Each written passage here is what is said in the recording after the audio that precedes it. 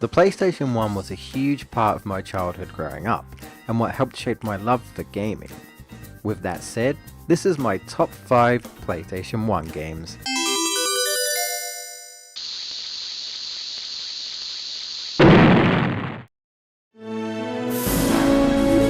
What?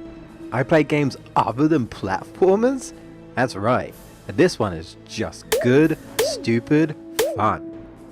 Although not exclusive to the PlayStation 1, Worms Armageddon is a really fun game to play by yourself or with friends, and I highly recommend playing with friends.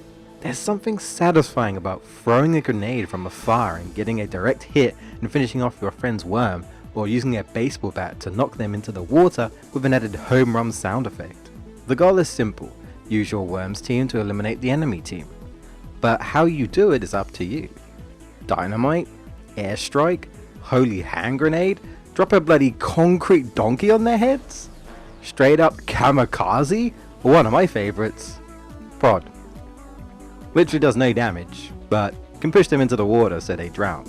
Hilarious! The Worms games have been known for their crazy amount of weapons, either how explosive they are or just how dumb they can be. You can customize the type of weapons you want, choose from a bunch of different voices, a variety of levels to play on, be up close and personal with guns, drop a bomb and then jetpack away, or bazooka shot from a distance, or even toss cluster bombs. Make yourself a bunker and then cause strikes from the sky. You have an explosive sheep. Better yet, an old granny that randomly explodes. What game does that? I have spent hours and hours on this game. It always makes me laugh. Easy to pick up and play, perfect game to play with your friends when you just want to laugh your ass off or just doing stupid stuff. There's been a lot of Worms games, but Armageddon is probably still my favourite and one of the best. And even better, it's on Steam right now.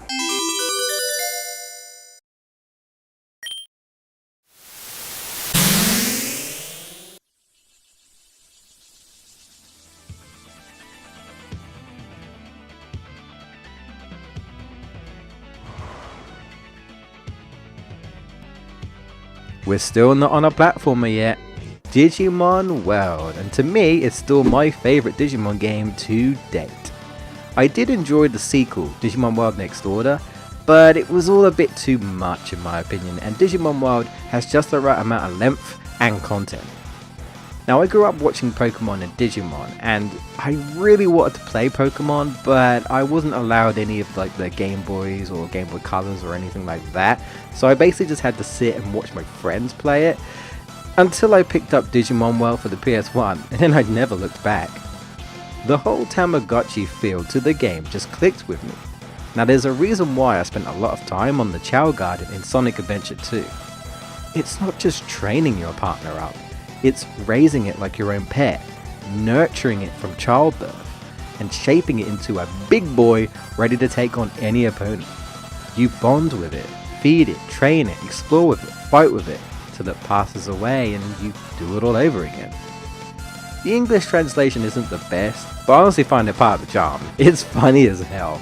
There's many different forms you can get, techniques, areas to explore as you rebuild File City, recruiting Digimon and seeing the city grow and expand, enabling more resources to you.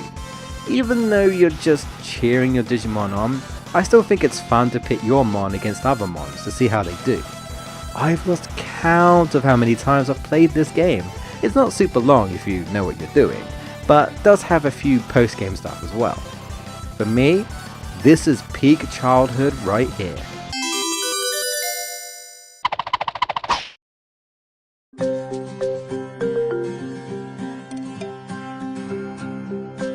Here we go. I was going to put this at number 2, but I decided to put it here instead.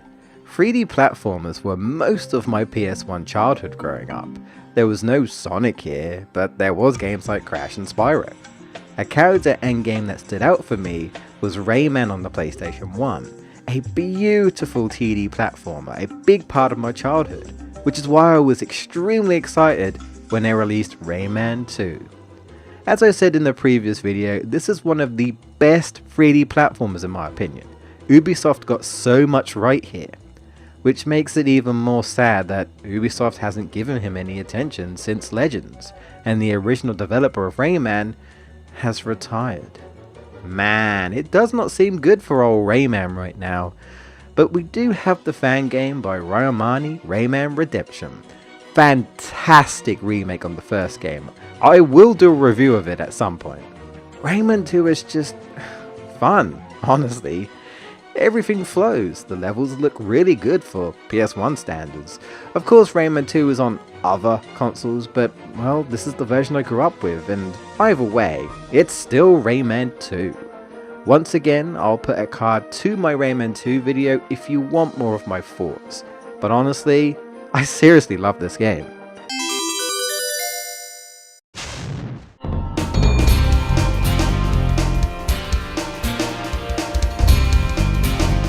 Here comes the purple boy Spyro at number 2. I ended up playing the second game first of all things, and then going to 1, and then the third game ended up being my favourite. I seem to like platformers back in the day with a bit of variety, not just jumping from one platform to another, but finding creative ways to use your platformer's skills for specific missions. Although Spyro Year of the Dragon has some annoying things to it, there's enough there for me that simply made me fall in love with the game. The worlds being the best in the whole series in my opinion.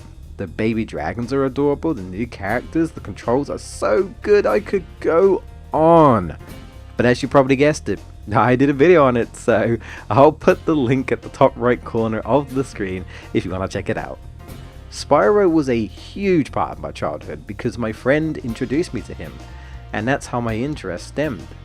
And guess what other platformer was alongside Spyro back in the 90s, and even considered a mascot for PlayStation at the time? Here comes number 1.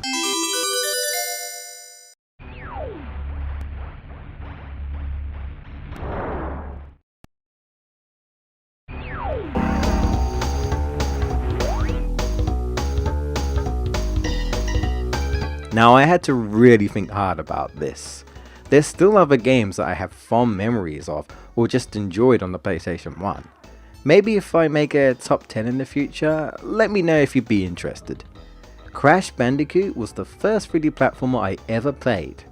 And, well, it's bloody hard, but it had a foundation for something great. Thus we ended up getting Crash Bandicoot 2, which in my opinion is one of the best sequels to a video game and a lot of people's favourites. But for me, it had to be the third game, Crash Bandicoot Warped. It was just Crash 2 but better, and the variety of levels were great, new abilities, cool new characters, fun new boss fight secrets to find. For me, Crash 3 did almost everything right. I haven't played a platformer that has beaten this game, but hey, maybe I'm just being biased because of nostalgia, but there's so many platformers I've yet to play. Until then though, Crash Bandicoot Warped has remained my favourite 3D platformer and is also my top PlayStation 1 game. You can listen to me gush on my video of the game if you want to know more of my thoughts.